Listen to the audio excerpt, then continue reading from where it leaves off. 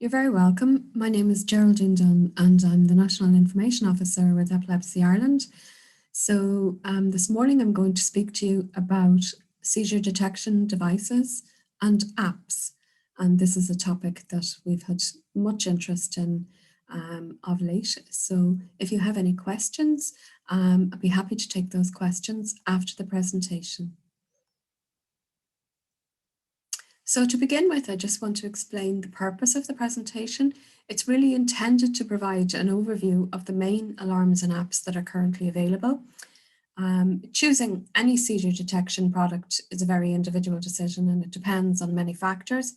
So while Epilepsy Ireland can't recommend which products are best suited for individual use, we can actually make information available to help people with epilepsy and their families with making this decision.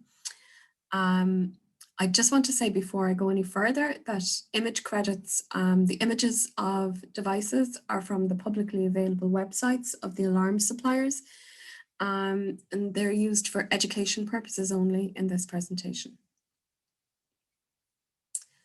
So the reason we get so many queries about alarms and seizure detection devices is because many people have concerns about seizures. And these can range from prolonged seizures, such as the risk of status epilepticus, which is a seizure that goes on for longer than is typical for that particular person. SUDEP risk concerns, and SUDEP is sudden unexpected death in epilepsy. Also hospitalization risk, risk of injury, stress and anxiety for the individual or for their family. Sleep deprivation is another concern that people might bring up because it can be a trigger for seizures, and also because family members might find that their own sleep is affected if they're listening out for seizures during the night time. So there can be the impact on family members in that way. Also, for people who want to live independently of their family, seizures can be seen as a barrier to independence. And so it's important in those situations for people to explore what ways they can enhance their safety and hopefully detect their seizures as well. So who might use these devices? Well, really, anybody with epilepsy can potentially use devices once their seizures are detectable by the alarms that are available. Also, people with sleep seizures, people who live alone, lone parents with epilepsy, anxious families, and sleep-deprived parents. Also, these devices can be used in the context of care homes, boarding schools, and campuses to monitor seizures in those settings as well. Are all seizure types detectable? Well, some seizures are more readily detected than others. And for the most part, it's the tonic-clonic type that most products claim to detect. There are other detectable features and seizures that include seizures with detectable movement or falls. Also features such as urine, saliva, vomit, sounds, breathing, leaving the bed or exiting a room, pulse rate, and also absences can be detected potentially by one device as well. Some seizures may be more subtle and they may be harder to detect with most current technology. And that would be, for instance, focal seizures or partial seizures as they used to be known, without secondary generalization. So those would be seizures where the person doesn't go on to have a full tonic-clonic type seizure. So people often ask about epilepsy alarms and what the difference is between epilepsy alarms and other types of devices. And I suppose in a nutshell, there are two main functions for epilepsy alarms. Firstly, the epilepsy alarms are designed to detect seizures, but also they're designed to alert a carer. So there's two aspects to it. detection of movements, and also of electrodermal features, which would be on the skin, electrical conductivity on the skin, or physiological features that the person might have during the seizure, and also alerting, which can be done by a bell, a text, or a call. And that's automated. It's automatically done by the device itself. So other alarms can monitor falls, exit, breathing, urine, and pulse, for instance. There are pendant and button type alarms, which need a reliable warning or an aura to use. So they wouldn't be useful for many people with epilepsy unless they had the advantage of having a warning where they could press a button to summon help. Baby monitors are sometimes used. They pick up sounds, but they really depend on the listener to be able to detect and to respond and to hear the sounds. So they don't alert in an automated way. A home camera, some people inquire about this if they happen to have this kind of device in the house. The video can record, but there's no alert or there's no capture of what we call biodata of physiological features of the seizure. Fitness trackers, people often inquire about those. They might have them already in the house. Again, the thing with fitness trackers is that they're not medical devices, and so the biodata that they do capture may not be specific to all seizures. So those are just important differences between epilepsy alarms and these other kinds of devices. So when somebody's choosing an alarm, it's important that they would look at a range of questions to see how and where and when it will be needed. So whether it's at home, in bed, outdoors, where will the person need to use the alarm? Is it portable? Is it to be worn? Or is it to be kept in a fixed place, like on the bed? So again, questions like these are important to narrow down the choice of alarm. It's also important to know if a landline might be needed, if you need a fixed base unit. What mobile phones is the alarm compatible with?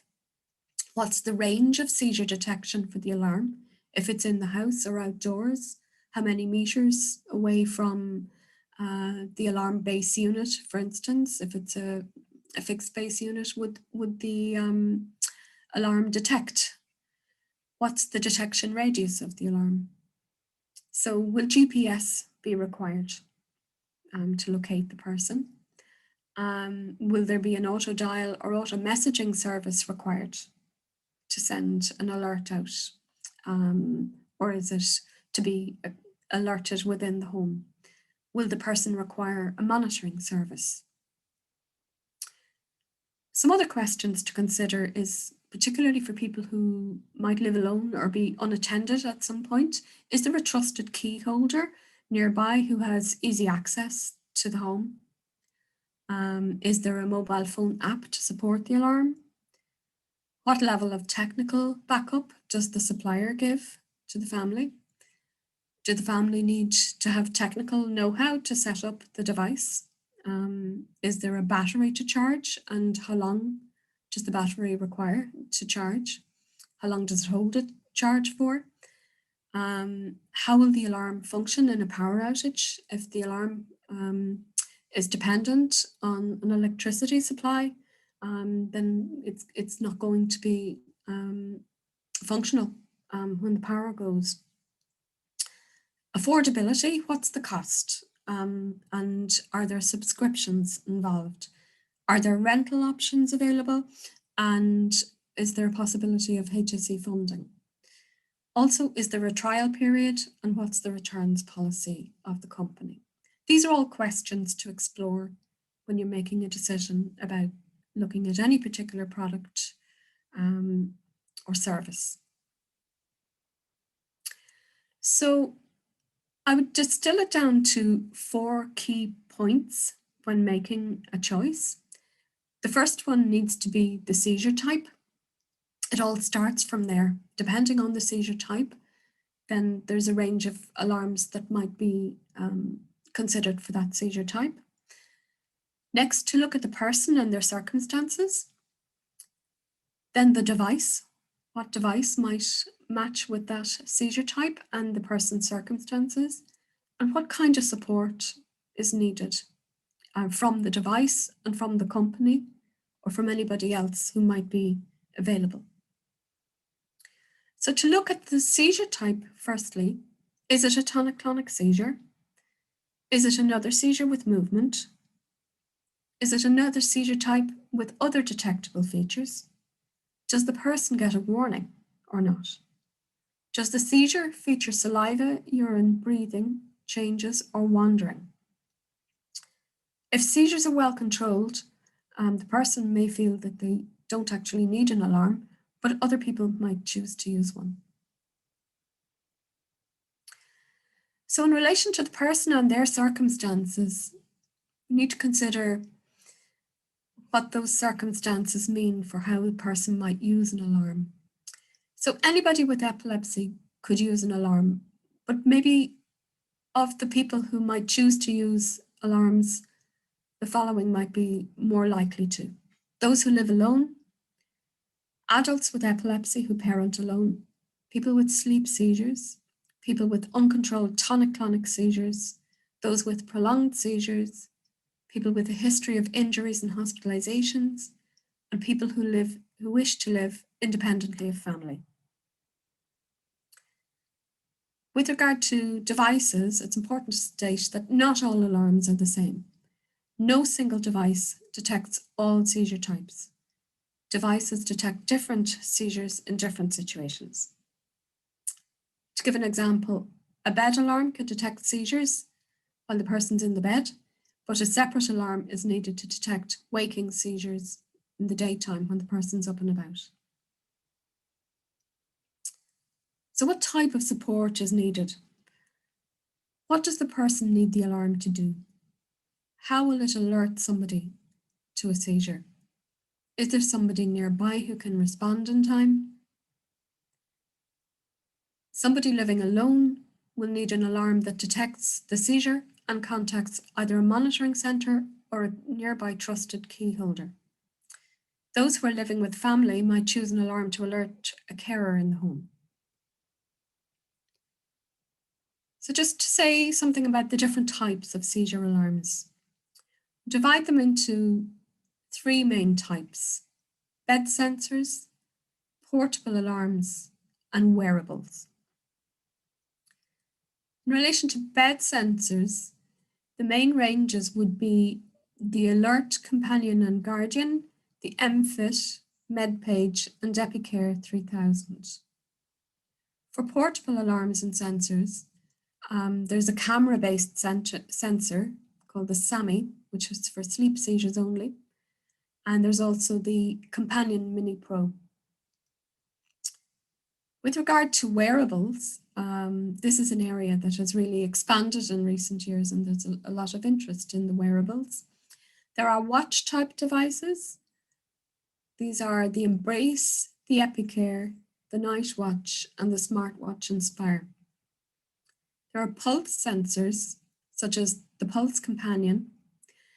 There's also Pulse Guard and Brio and Pocket, which are UK devices.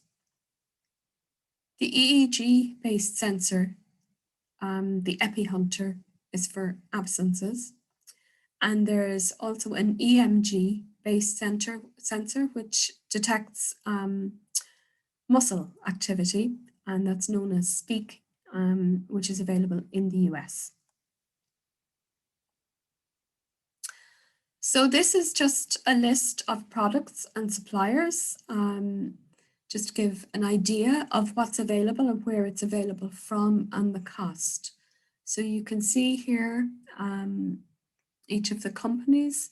The first four companies there are based in Ireland. Those are Tunstall Emergency Response, Task, Independent Living Ireland, and SVC Care and Communication.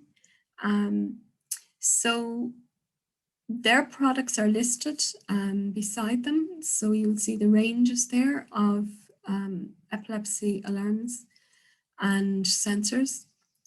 And in the third column there, you have the age that the device is suitable for. And then next to that, the price range. So you can see prices can be very variable. Age ranges can be variable also. So I'm going to go through each one of these individually. And just to say a little bit about it as we go, I'll be going into more detail further on in the presentation about each of these devices. But for tonsil emergency response, we have the Epicare free wrist sensor, which is a tonic-clonic sensor for age 10 plus. Also the Epicare mobile, which is also for age 10 plus. And those are costing upwards of €1,400. So the bedside companion then is a bed alarm, which detects seizures with motor features and also saliva, urine, vomit, and exit. That's what the SUVE stands for, just a shorthand there.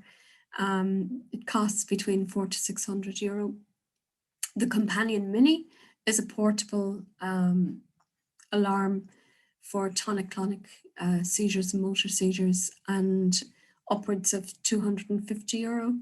The Bed Guardian is a shallow motor features detector, also for saliva, urine, vomit, and exit, and in the region of €700.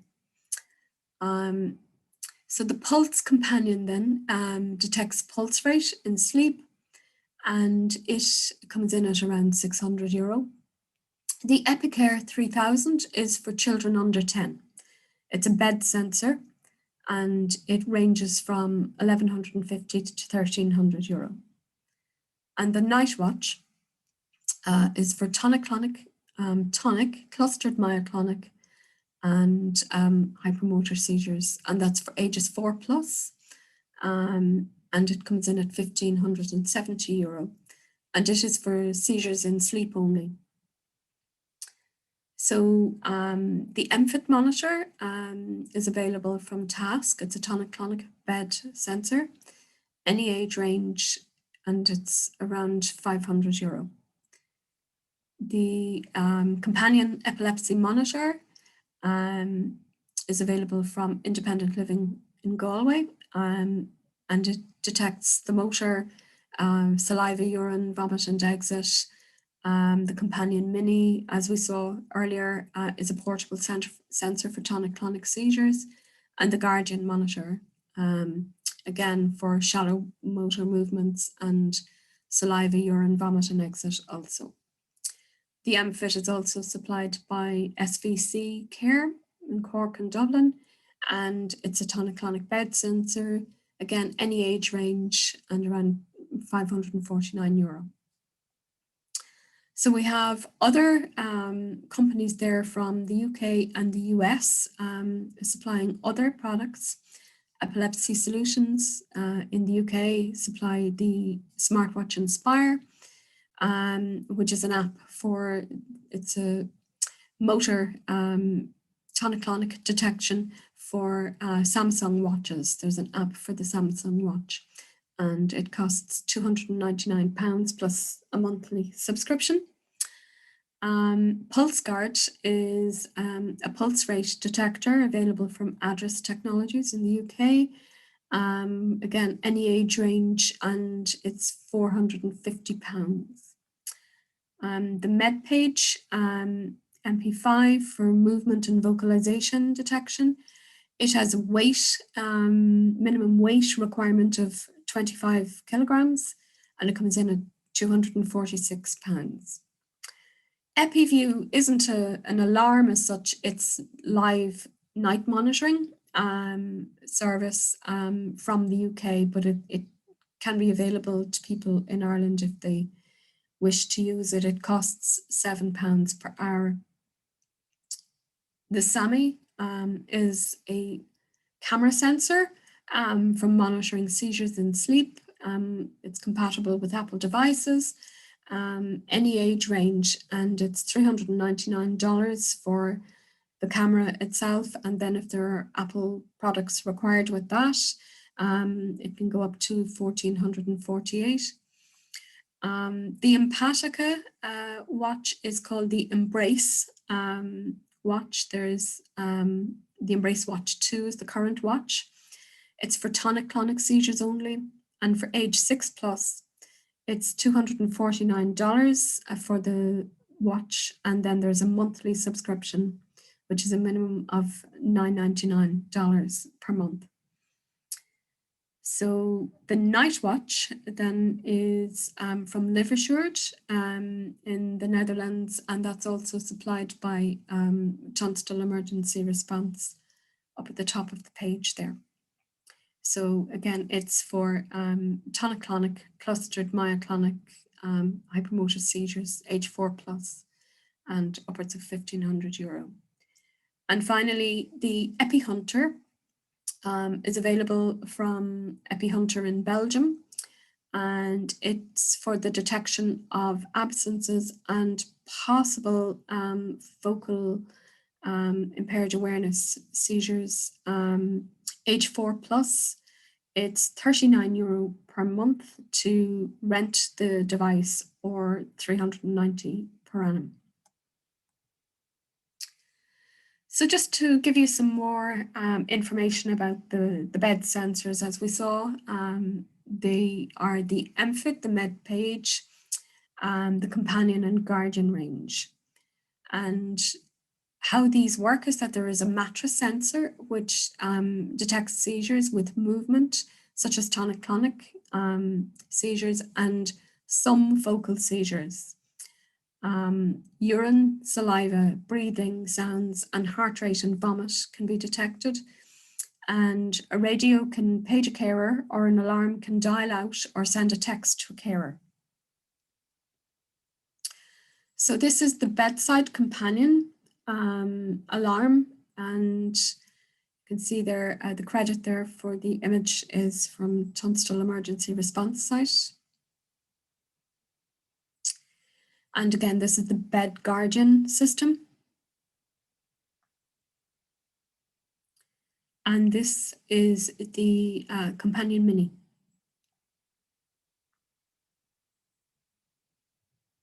This is the Epicare 3000 for the young children under 10.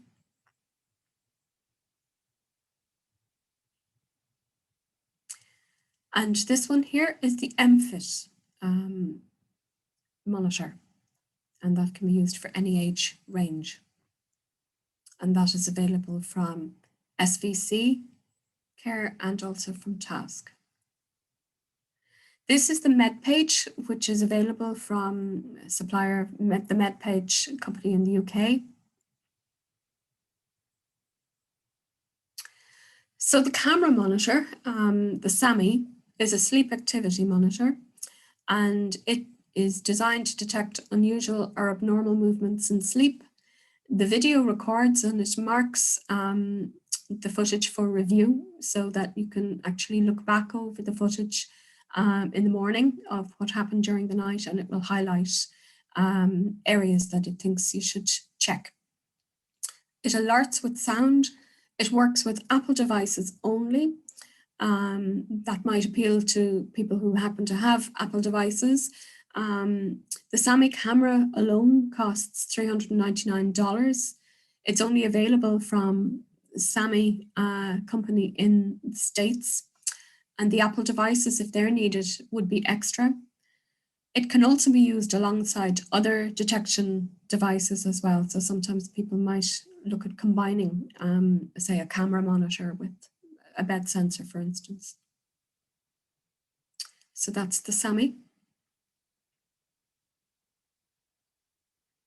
And that's the camera monitor and paired with the Apple device recording. So pulse sensors are another type of device.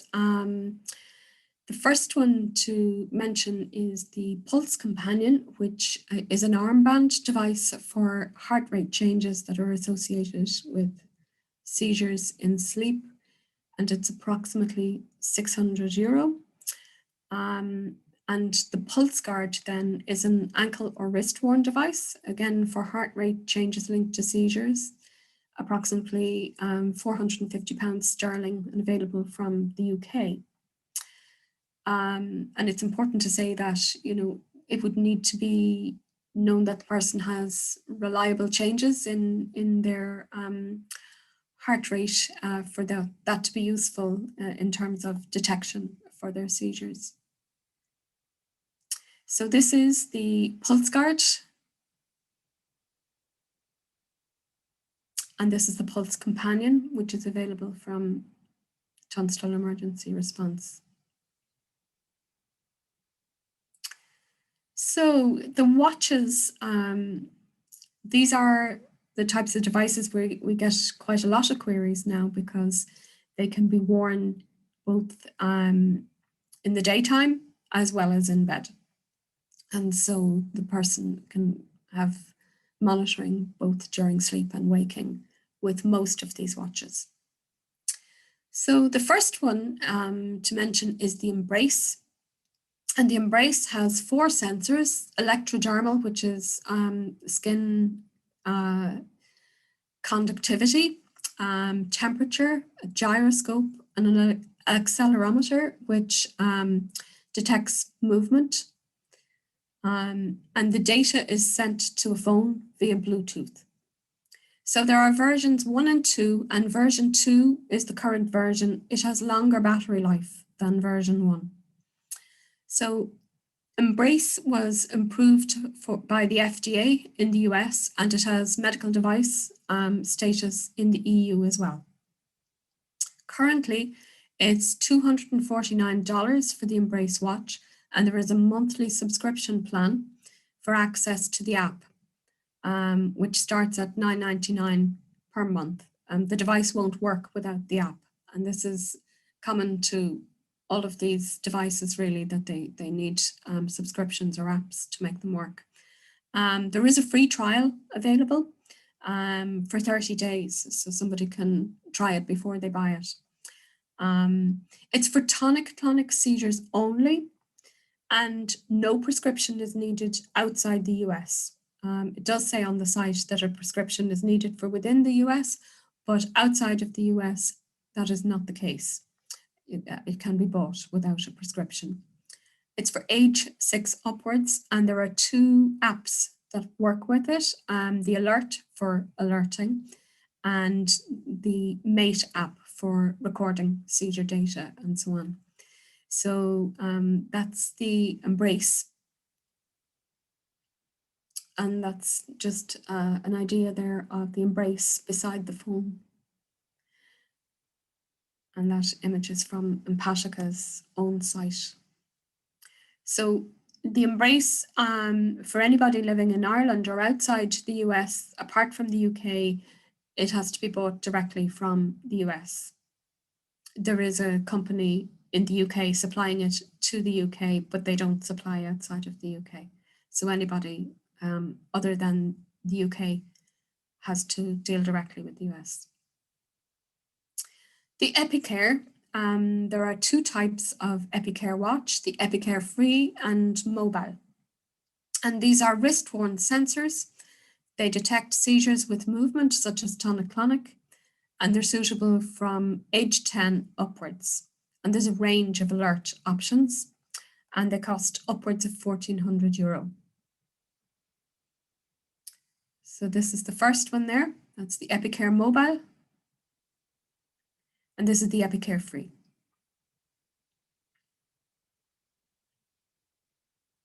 The smartwatch Inspire is available only from the UK at the moment. It's worn on the wrist. It detects repetitive shaking motion, connects to an iPhone, Android, and can text or call an alert. It records the time, date, location, and duration of an event. And the person can also manually press for an alert also, if they get a warning.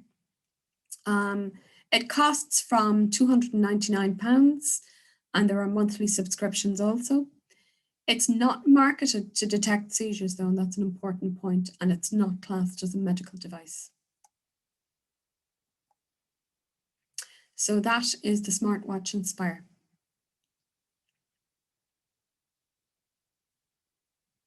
It's available from Epilepsy Solutions in the UK. So the night watch is a device which is, the name really explains what it's for. It's for detection of seizures during sleep, specifically. So it's a sensor that's worn on the arm, on the upper arm, and it monitors heart rhythm and movements. It was developed by an expert team, including neurologists. It detects tonic-clonic, tonic, clustered myoclonic, and motor seizures. So it has medical device class 1 status in the EU. It costs approximately €1,570, and the range indoors is for 10 to 20 meters detection range, and it can be used from age 4 upwards. So this is just an image of the night watch, and as you can see, it's worn on the upper arm, on the biceps. And that image is from the night watch site. So the EpiHunter is an EEG headset which is paired with a smartphone, and the EEG is a frontal EEG, and so it's developed to detect absences specifically. So it signals, records, and logs absences, and also focal onset impaired awareness seizures. That's what the FOIAS stands for. Video can also be auto-recorded up to 30 seconds prior to a seizure, and there is a built-in seizure diary. There is a web portal to upload the data, and it can also be used for remote hyperventilation tests. Hyperventilation is used to help diagnose absent seizures in children. It costs €39 per month or €390 per year to rent the device. And this is the EpiHunter. As you can see, it's a band which is worn around the forehead. And there's also a range of headwear like caps and beanies and baseball caps that can be paired with the EpiHunter, the rib cap range, which can be worn with the EpiHunter. So Speak is available in the US. The company who developed it is Brain Sentinel. Essentially what it is an EMG, which is to detect changes in muscle.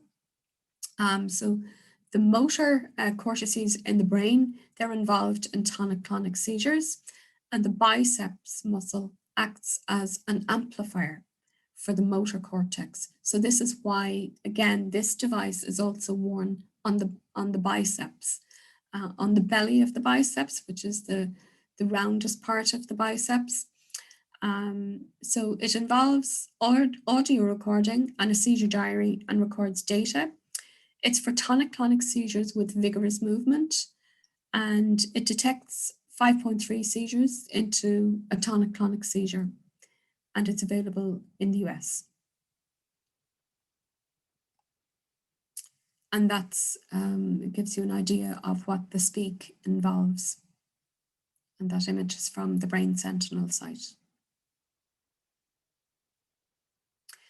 So live monitoring is a service that's offered by a company in the UK called EpiView. And they have trained staff who can monitor for seizure activity remotely. And the monitoring of detection of any visible signs of seizures. And it's considered to be a potential alternative to one-to-one care staffing overnight. So maybe for centres where they might have needed to have that kind of level of staffing, it might be an alternative in those kinds of settings.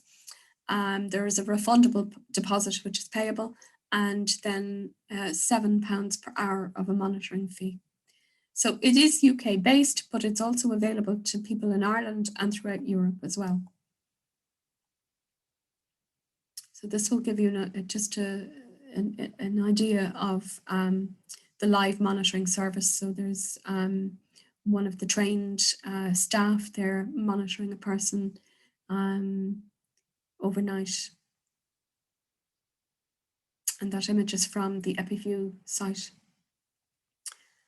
So what issues should be considered in relation to alarms and choosing alarms, and whether an alarm is likely to be of benefit? Pardon me, let's go back. The first thing to consider is the detection rates. Are the seizures detected reliably? And this is obviously a very important question, and one that there have been quite a number of studies looking at detection rates and alarms effectiveness. I'll come to that shortly. Also, detection timing. How soon is the seizure detected? How soon into the seizure? It's very important that the detection would take place at the earliest interval that is possible in order to have a support and an alert sent promptly. Other considerations would be rates of false detection. So that's a concern where there would be false positives, for instance, detecting seizures when it's somebody is brushing their teeth, for instance, rather than actually having a seizure. And other concerns would be if seizures were missed and not detected. So those would be issues of concern. So we'll have a look shortly at what the data says. I also want to say that the current situation as regards SUDEP prevention would be that it's unclear to what extent devices are having a role in prevention of SUDEP. We don't have data for that. So a review of evidence in 2020 was a study by Bruno and colleagues who reviewed evidence and provided an overview of currently marketed devices.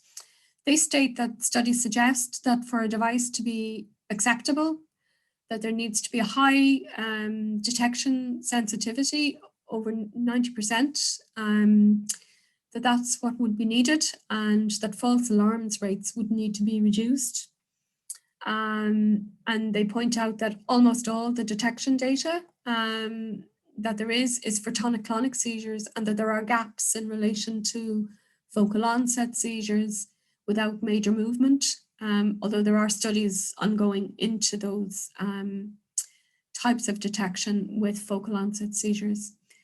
But most evidence is also from hospital settings rather than from real world settings, everyday settings such as people's homes.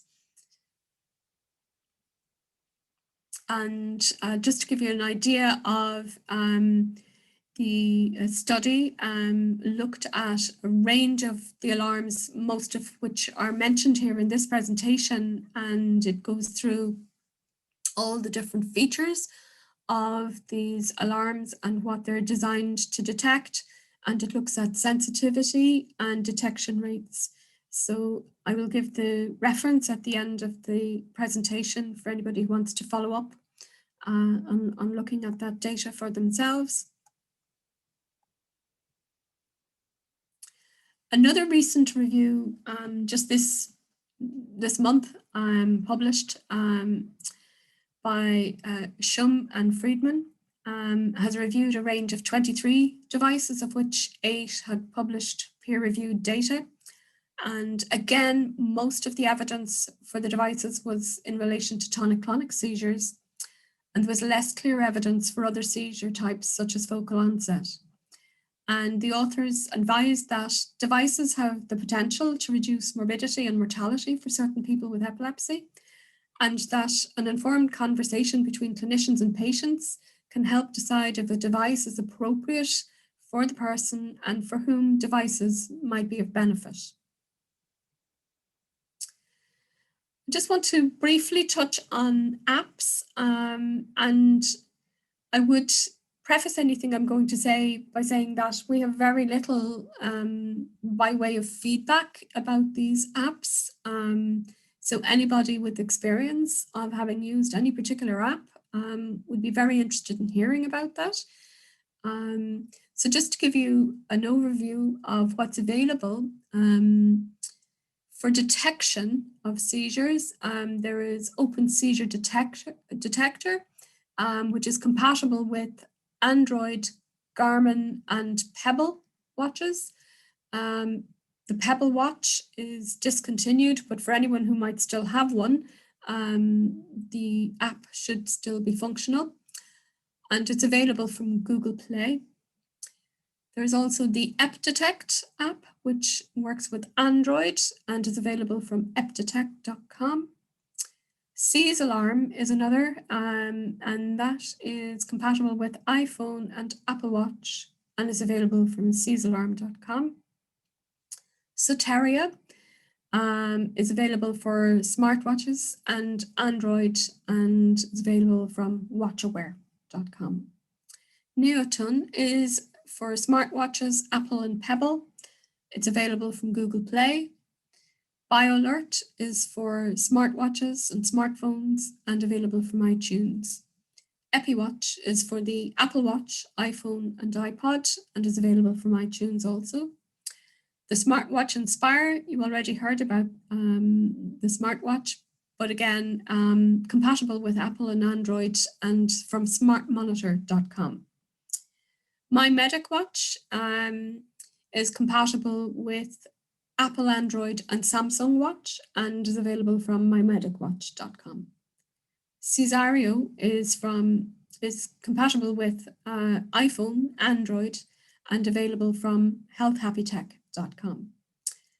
Other kinds of apps then that don't detect seizures, but which might actually be useful in terms of managing and monitoring, and also in terms of self-management, are the Epilepsy Ireland app, which is compatible with Android and iPhone and available from Google Play and the App Store.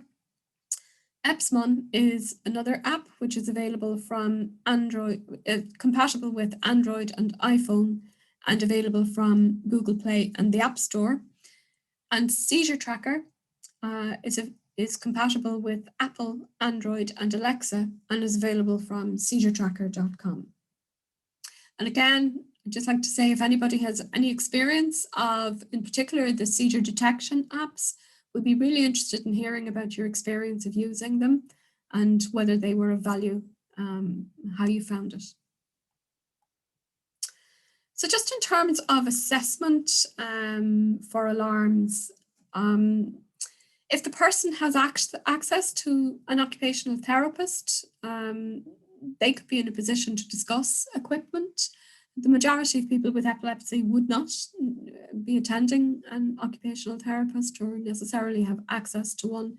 But if somebody has more complex needs, perhaps they would be, and it might be useful for the person to discuss their seizure detection needs with the occupational therapist.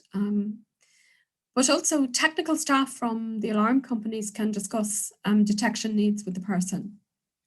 And some companies will also do their own assessments based on the information that the person gives them. So in relation to funding, and this is a question that comes up a lot with our staff, the situation is that a person can apply for funding approval by the HSE with a medical letter outlining their seizure detection needs on safety grounds. Some people have managed in the past to get equipment connected to an illness on the long-term illness scheme. Some families have got epilepsy alarms this way, but it's not guaranteed. But it might be an avenue worth trying. Alarms packages do vary in cost considerably. Most of them can range anywhere from €200 to €1,700 plus. And there can be monthly or annual monitoring charges as well. So those costs, particularly for the purchase of equipment, could be allowable, say, on the Med1 form for tax relief. And some companies offer rental options only, and others will have subscription services. So it's worth bearing that in mind as well. So looking to the future, what's on the horizon for seizure detection? Well, smart clothing is where the future might be. And in fact, the future is here in the form of Neuronaut by BioSerenity, which is a smart top and cap with an EEG, an EMG for muscle detection, and an ECG for cardiac detection. Those sensors are all built into the fabric. This has been trialed in Paris as a diagnostic aid, and it has met ISO standards, has a C label for complying with the EU legislation and for use on the EU market as well. So the data from these biosensors can be uploaded using a mobile app to the neurology clinic, and it can be used for home monitoring of seizures to aid clinicians improve diagnoses. At the moment, that's what it's used for. It's used in diagnostics to help diagnose epilepsy. But, we remain hopeful that at some point in the future, there will be a commercial EEG cap for all seizure types, for the detection of all seizure types. That would be a game changer potentially. So we look forward to that. And just to remind you of the references for the two studies that were mentioned in relation to the data reviews, Bruno and colleagues there, and also Schum and Friedman, the most recent one from this month. So that concludes the presentation. And if you have any queries, we'd be happy to take your queries now. Your questions can be submitted. Thank you.